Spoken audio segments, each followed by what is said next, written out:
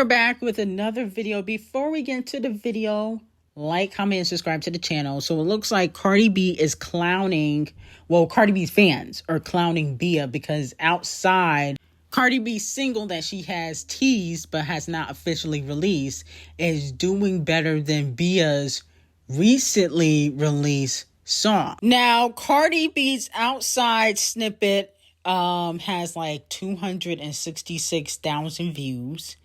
But Bia's song that she released 3 weeks ago, which was an official release, only has 50K views or 60K views. And as we know, Bia and Cardi B have beef. And so a lot of the Cardi B fans are clowning Bia. And also, let's not forget, Cardi B also called out flops. Allegedly, she was talking about JT and Bia, who have mentioned her husband or sneak this, the fact that she always gets cheated on. She has called them out last week about dissing her. Weak ass rap bitches from the biggest to the lowest. I feel like all they had, because a bitch can't sub me for nothing. A bitch can't talk shit about me for nothing. You know what I'm saying? I'm a bad bitch from head to motherfucking toe.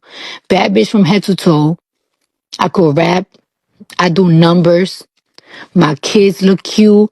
I got good jewelry, good cars, property owner. You know what I'm saying? A bitch can diss me or play me in nothing. Bitch can talk about shit about me in nothing. There was all every single time they talk shit about me was because of one thing. When you start becoming a liability and you start to get in between my work, I could even diss these whack bitches. Because every single time I diss them, they always bring up that one fucking thing. So let me know how y'all feel about it. I kind of feel like, well, Bia, she doesn't get the same push as Cardi B. Even though Cardi B is flopping, she gets way more opportunities than Cardi, and that will always be the case. But what I did notice is that when Cardi B previewed her outside record to the public after the ASCAP award, where she was honored for her writing ability, which, she barely does write, but she was honored. It looks like the general public ain't feeling the record. See, you can even tell by her face that she wasn't really feeling the record like that. And there wasn't even a lot of people dancing. And you can tell she kind of felt awkward. You can tell by her face she not really feeling 100% with that record. And that's another reason why she didn't put it out. She feels as though it's not a hit record. It's not a WAP. It's not a Up. It's not a Bodak Yellow. It's not that. And I agree with her. I don't think it's a hit record either. I feel as though Cardi B, she's no longer in her prime. And I think that she knows that. And that's another reason why she won't be releasing music anytime soon. Now, with that being said, it was revealed that Doja Cat Thames and J Balvin will be headlining the World Cup final halftime show. It also has been some speculation that Doja Cat was asked to perform at the Super Bowl halftime show, next year. Allegedly, they also have asked Dua Lipa. Now, here's the thing. Dua Lipa got hits, but I just feel like she not relevant right now. I would rather see Doja Cat, but I don't think Doja Cat has the catalog to perform at the Super Bowl. Like, what songs can Doja Cat perform for 15 minutes or 11 minutes? I think, what is it? Like 15 to 11 minutes, they have time performances. I think she can perform Say So. Maybe The Town Is Dead. Maybe Woman. What else can she really perform to? I feel like she got hits, but I don't think she got Super Bowl hits. She got hits, but I just don't think she has enough Super Bowl hits. Okay, like we got to think of a really big record that Doja Cat has, and I can only think of Say So, and The Town Is Dead, and I don't know what else do she really got. Woman is a big record, but I don't think it's a Super Bowl record. But maybe she would perform a lot of her new stuff. You know, Kung Fu Kenny did that. He performed a lot of songs from GNX, so maybe she's going to perform new stuff. But to be quite honest, I think that they should find somebody else to perform at the halftime Super Bowl show, in my opinion. Now, Victoria Monet is receiving some backlash because she speaks about doing another collaboration with Megan Thee Stallion. As we know, Megan and Victoria Monet did a song together on Megan's last album. The song flopped. But a lot of people were calling Victoria Monet out for wanting to perform at Chris Breezy's stadium tour. She says she would like to open up for Chris Breezy. And he has, I think, Musty Walker and Bryson Tiller opening up for him. And as we know, Chris Breezy is Team Tory. So a lot of Megan Thee Stallion fans were calling Victoria Monet fake. But this is what she had to say in a recent interview. Yeah, just talk to me about that and what's that like. Well, first I was introduced to her because people kept tagging me in her videos and were like, "You look like Tina Snow." I was like, "Who's Tina Snow?" More music collabs with her in the future. Very possible, but we've only recorded one thing. It's kind of a swap, so I still will have the opportunity to ask her for the perfect feature for something for mine. But I haven't made the song yet, So it looks like Victoria Monet still wants to work with Megan for something on her next album, but allegedly Megan is hesitant to work with Victoria Monet because she don't feel like Victoria is loyal.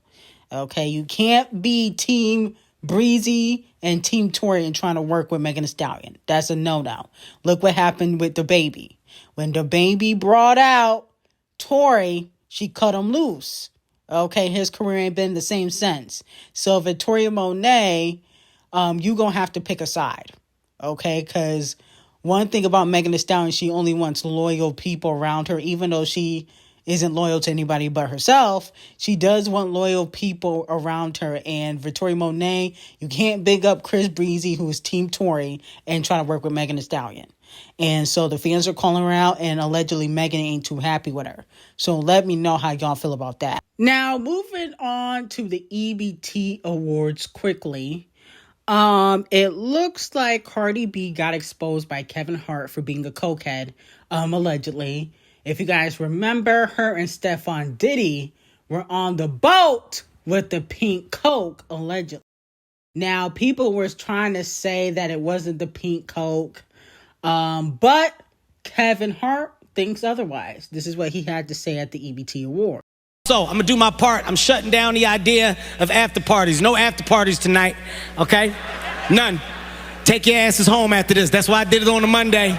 No yachts, no boats, Cardi B, no pink stuff. What the fuck? Huh? None of that stuff. Okay, so Cardi B, you got to come to the front of the congregation. It seems like this rumor is following you around. Okay, now, do I believe that Stephon Diddy and Cardi B were doing coke on a boat? Yes. Okay, I'm just telling you what I believe. We don't really know, but I believe it because a lot of celebrities do coke. I mean, it's not unheard of. You on a yacht full of women, drugs, baby oil, women, coochie everywhere, booty cheeks everywhere. You gonna be doing something, okay? You're not sober, so I wouldn't be shocked, okay? It's not like they do it every day. Once in a blue moon is not gonna hurt, okay? But with that being said, it's very interesting that he made that comment. Now, some people are saying that he was joking. I think there's always a little bit of truth. I always think there's a little bit of truth within a joke. But that's just me, though. Now, moving on from that, the EBT Awards basically did like a throwback early 2000. The theme for the show was all the has-beens perform, and they were paying homage to 106 in Park, which was a decent idea. If you did not watch Ashanti, A. Marie, I think B2K performed. They did a tribute to Jamie Foxx for his music career that no longer exists. Bow Wow performed. Sierra would not give him the time of day and perform Like You with him. So it was basically the EBT's theme was the year of the has-beens. That's what it was given. Okay. It was like all the people that were popping like 20 years ago performed. Okay. Then you had some new performers like Gorilla Glue. She performed, I believe. Leon Thomas performed. But it was mostly the has-beens that took over. Okay. And some are icons. You can't say that they're not. Some are icons and some are not. But what I did notice is that A. Marie, when she performed, one thing at the EBT Awards, I noticed her performance was a little bit like Queen B's. I don't know if she was trolling Queen B. I don't know what was going on. But she had on a leotard. She was kind of shaking her butt, similar to Beyonce. The dancing was, a little bit Beyonce-ish. She had background dancers. And Beyonce not the only, artist to have background dancers. But the whole performance, in my opinion, was given Queen B, okay, for that song that she performed, okay? So I don't know if she was trolling Queen B, but it was giving Queen B-ish, especially the outfits. The outfits was given Beyonce back in 2008. Okay, not Beyonce in 25, but Beyonce back in 2008 with the leotards, that's what it was given. So I don't know if she was trolling Beyonce, but I felt like her performance is similar to what Beyonce used to do. Only Beyonce back in the day, not anymore, but back in the day, Beyonce used to be very animated and extra when it comes to the dance moves, okay? And, she used to be crawling all over the floor and bumping and grinding. She don't do that no more. But she used to be a little bit more animated. So, it was close. It was a decent performance. I just don't think A. Marie has vocals live. Is it just me? Or does A. Marie don't have vocals live? Why her voice sound like she's screaming all the time? Now, I know the song sounds like that, but it do sound like she's screaming, but she can't reach the note. So that's what it gives sometimes with A. Marie. Maybe she got to see a vocal coach or something. It sounds like she's screaming at the mic, but she's not hitting that note, okay? But overall, the EBT Awards was okay. It's always going to be okay because none of the A-listers go. So it's not like you really are excited for anything. I'm like, I wasn't really here for the theme of the has-beens. No shade. No shade. And, Mariah Carey lip singing, like, I could have passed on it, but that's what they had to do this year. They probably couldn't get the A-listers except maybe like a D0JA to come. And I don't even know if D0JA's an A-lister, but she's one of the hottest female rappers out. Now, as for who were the biggest winners, in my opinion, well, D0JA won Best Female Hip Hop Artist. Okay. Some people felt like that should have went to Gorilla Glue. And Gorilla Glue didn't win last year, so they feel like, Gorilla Glue was snubbed for the Best Female Hip Hop Artist Award. Now, SZA won Best Female R&B Pop Artist, okay? I can see why SZA won. She's the hottest female R&B artist out, okay? Victoria Monet flopping, Coco Jones flopping.